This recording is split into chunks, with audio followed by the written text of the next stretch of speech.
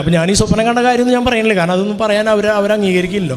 അപ്പം ഞാൻ പറഞ്ഞു, അല്ല എനിക്കങ്ങനെ തോന്നി, ഞാൻ അങ്ങനെ കൊടുത്ത് കൊച്ചു സക്കീതല്ലോ, നിങ്ങളെല്ലാം പറഞ്ഞു കൊച്ചു സക്കീലാന്ന്, കൊച്ചു സക്കീതില്ലേ, ഞാൻ അങ്ങനെ പറയണം അവരോട്. അത് താങ്കൾ ഡോക്ടറാണോ അങ്ങനെ നിങ്ങൾ ഏറ്റെടുക്കണത്, എഴുതി തന്നോളം പറഞ്ഞു.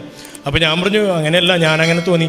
അപ്പോഴേക്കും ഇവൻ്റെ മെയിൻ ഡോക്ടറുണ്ട്, അതായത് ഇവന് സർജറി ചെയ്ത ഡോക്ടർ, ആൾ പറഞ്ഞു എനിക്ക് ഒന്നുകൂടി കാണിക്കാൻ പറഞ്ഞു. അപ്പോൾ തേനില്ലാത്തതുകൊണ്ട് ഞാൻ എന്താ ചെയ്യുക വെച്ചാൽ ഇവൻ്റെ അമ്മയുടെ മുലപ്പാൽ ഈ സാധനത്തിൻ്റെ ഉള്ളിലാക്കിയിട്ട് കൊടുത്തപ്പോൾ ആ സ്പോട്ടിൽ ഇവൻ 10 മില്ലി ഇറക്കി.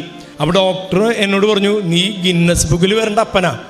എന്നോട് ആ ഡോക്ടർ പറയാം, കാരണം ഞങ്ങൾ ഇത്രയും ഒരു മാസക്കാലം ഞങ്ങൾ ഇവിടെ നേഴ്സുമാരും ഇത്രയും എക്സ്പീരിയൻസ് ഉള്ള ആൾക്കാരെല്ലാം ചെയ്തിട്ട് അത് ചെയ്യാൻ പറ്റില്ല. അപ്പം ഞാൻ പറഞ്ഞു അപ്പം എൻ്റെ മനസ്സിൽ എനിക്കറിയാമല്ലോ ഇത് ഇവിടുന്ന് കണ്ട സ്വപ്നവും കാര്യങ്ങളൊക്കെ വെച്ചിട്ടാണ് ഞാനിത് ചെയ്തതെന്ന് എനിക്കറിയാം. അത് കഴിഞ്ഞ് ഇവൻ വളരെ പിക്കപ്പായി വന്നു.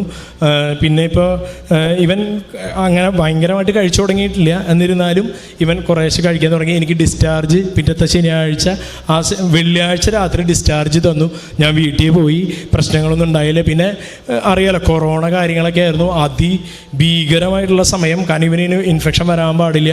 ആ സമയത്ത് ദൈവാനുഗ്രഹം എന്ന പോലെ എൻ്റെ ഷോപ്പ് 2 മാസം അടച്ചിട്ട് ഒരു റൂമിൽ ഞാനും ഇവനും മാത്രം നിന്നു. ആ സമയത്ത് പ്രാർത്ഥിച്ചു. ഒരു ദിവസം അതിവേനലുള്ള സമയത്ത് ഇവൻ ഈ ഈ സിറിഞ്ച് വെച്ച് തന്നെ അപ്പോഴും കൊടുത്തിരുന്നത്, കാരണം 1 ml സിറിഞ്ച് വെച്ച് 4-5 മാസമായ കൊച്ചിന് 10 മില്ലി വെച്ച് കൊടുക്കുമ്പോൾ എന്തായിരിക്കും അവസ്ഥ എന്നറിയാലോ. എനിക്ക് തോന്നി ഇവനിങ്ങനെ തൊണ്ട വഴണ്ട പോലെ തോന്നി എനിക്ക്. അപ്പോൾ ഞാനിവന് കുറച്ച് വെള്ളം ഗ്ലാസ്സിൽ കൊടുക്കാൻ നോക്കി. ഞാൻ നോക്കുമ്പോൾ ഇവൻ അതിഭയങ്കരമായിട്ട് കുടിച്ചുകൊണ്ടിരിക്കുക. അപ്പോൾ അവിടെയുള്ള എൻ്റെ റൂമിൽ എന്താണെന്ന് വെച്ച് കഴിഞ്ഞാൽ നമ്മുടെ ഈ രൂപം, അവിടെ ഒരു പോസ്റ്റർ ഉണ്ട്.